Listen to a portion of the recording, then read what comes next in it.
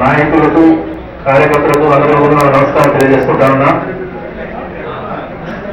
మరి గణపడ ముఖ్య ఉద్దేశం ఎందరూ తెలిసిన విషయమే. మన నాయకుడు జగన్మోహన్ రెడ్డి గారి ఆదేశాల ఉత్సాహం మరి ఇక్కడ సమన్వయపానికి సమన్వయకర్తగా కోఆర్డినేటర్గా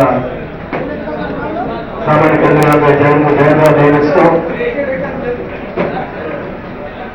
మరి ఇక్కడ ఎమ్మెల్యే ఉన్నారు కదా, మరి సమన్వయకర్త ఎందుకు పెట్టారని చెప్పి అందరూ ఆలోచన ఇంకోటి.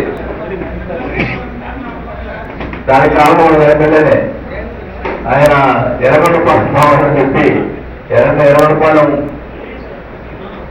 తిరిగి నేతృత్వంతో తిరగాలని చెప్పి జగన్మోహన్ రెడ్డి గారు ఆదేశించడం వల్ల ఈరోజు సామాన్య కేంద్ర గారు ఈరోజు ఇక్కడ రావడం జరిగింది. సమావేశంలో మీరు అత్యధిక భయంతో గెలిపించాలని చెప్పి కూడా మరీ మరీ కోరుకుంటా ఉన్నాను.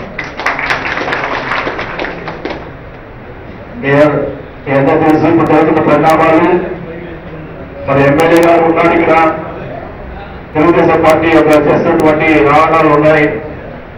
మరి ఎమ్మెల్యే గారు ఇప్పుడు సామాన్యకర్త గారు ఉన్నా కూడా ఎమ్మెల్యే గారు మీ అరిగిత్తు ఉంటారు. ఈ 2 సంవత్సరాలు మీ అరిగిత్తు ఉండి మీ ఇబ్బంది లేదన్నా తెచ్చి దానికి ఎమ్మెల్యే గారు ఉంటారని కూడా సభగా తెలియజేసుకుంటా ఉన్నా. మరి మీ గడప కార్యక్రమం జగన్మోహన్ రెడ్డి గారు పెట్టారు కాబట్టి ఆ గడప కార్యక్రమాన్ని మరి సామాన్య కేంద్ర గారు సురేష్ గారు ఇద్దరు కూడా నిర్వహిస్తారని కూడా సభగా తెలియజేసుకుంటూ మరి మీరందరూ కూడా పెద్ద మనసుతోటి సామాన్య కేంద్ర గారిని మీరు అందరూ కూడా ఆహ్వానించాలని చెప్పి కూడా సభగా తెలియజేసుకుంటూ సెలవు తీసుకుంటున్నాను. Thank you. సురేష్ గారికి ఈ కార్యక్రమానికి ఇంపార్టెంట్ గా ఉన్నటువంటి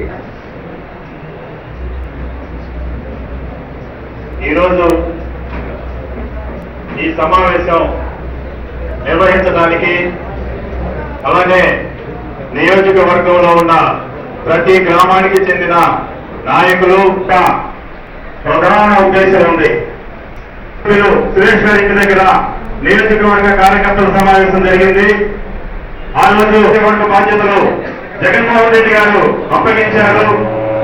దీన్ని ఏ విధంగా నిర్వహించాలనే దానిపై నియోజకవర్గంలోని నాయకులందరూ ఉన్న పరిస్థితిని వాసన్న జగన్మోహన్ రెడ్డి గారితో ఎప్పటికప్పుడు చర్చిస్తూ ఇక్కడ మూలాలు వీరికి ఏ విధంగా చెప్పబట్టాలి, వీరి మీద తప్పుడు కేసులు పోలీస్ స్టేషన్లో కేసులు పెడుతున్నారు.